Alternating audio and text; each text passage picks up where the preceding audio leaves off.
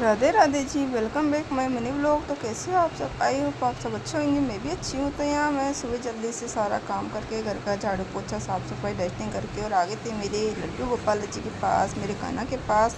और आज मैंने इनको करवाया था चंदन का स्नान काफ़ी अच्छे से, क्योंकि गर्मी बहुत ज़्यादा हो गई है। और कान्हा जी को ठंडक देने के लिए इनको मैंने अच्छे से चंदन लगाया पूरे शरीर पे, हाथों पे, पैरों पे, कानों पे, फेस पे, शरीर पे, सब जगह। और चंदन से अच्छे से स्नान करवाया।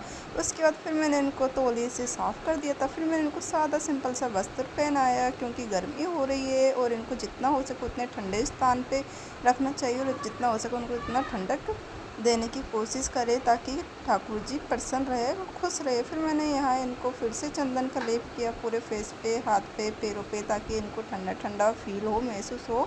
उसके बाद मैंने मेरे कान्हा जी प्यार से सुंदर से श्रृंगार किया सिंपल सा। और यहाँ मेरे कान्हा जी बहुत ही प्यारे, बहुत ही सुंदर लग रहे थे।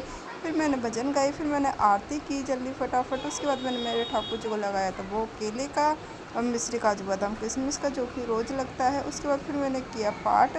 पाठ करने के बाद में मैंने किया था यहाँ पे माता का पाठ। उसके बाद फिर किया था मैंने सुंदरकांड का पाठ।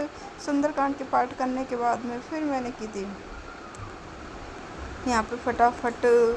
आज मतलब मैं रोज़ की रोज़ या तो सुंदरकांड का पाठ करती हूँ या फिर हनुमान चालीसा का पाठ करती हूँ, और ये मेरे जीवन की, मेरी लाइफ का अनमोल है। फिर मैंने यहाँ पे पढ़ी थी श्रीमद् भागवत गीता।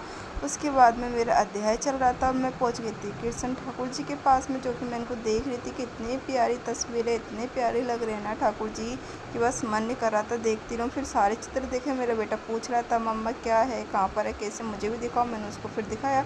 उसके बाद फिर मैंने उसको बोला तुम जाओ अपना काम करो, मुझे पढ़ने दो। फिर मैं अपना गीता का पाठ करने लग गई थी। फिर मैंने गीता का पाठ किया, फिर मैंने यहाँ पे आरती की। आरती करने के बाद में फिर मैंने सबको जोत दिया, इनको भी दिया। फिर मेरे बेटे से बोला कि आजा आरती कर, आरती करवाओ, क्योंकि आरती में सब जनों का साथ होना बहुत ही अच्छा होता है घर में। फिर मेरे बेटे ने, मैंने, हम सब ने मिलकर आरती की, आरती गाया। उसके बाद फिर मैंने जोत दिया मेरे बेटे को घर में सब जगह। उसके बाद मैं ढोक दिया, फिर भजन कीर्तन गाई थोड़ी सी देर बैठ के। उसके बाद मैंने मेरे कान्हा की और भी ज़्यादा बलैया ली, क्योंकि प्यार आ रहा था बहुत ज़्यादा। फिर मैंने भोग लगा दिया था। भोग लगाने के बाद में फिर मैं चली गई थी किचन में जल्दी फटाफट। किचन में जाके फिर मैंने बनाया था ठाकुर जी के लिए खाना, जो कि फिर मैंने आज इनको भोग लगाया था। और यहाँ मेरे फिर पतिदेव भी फ्री होके बैठ गए थे कि मैं भी गीता का पाठ कर लेता हूँ, आज संडे है।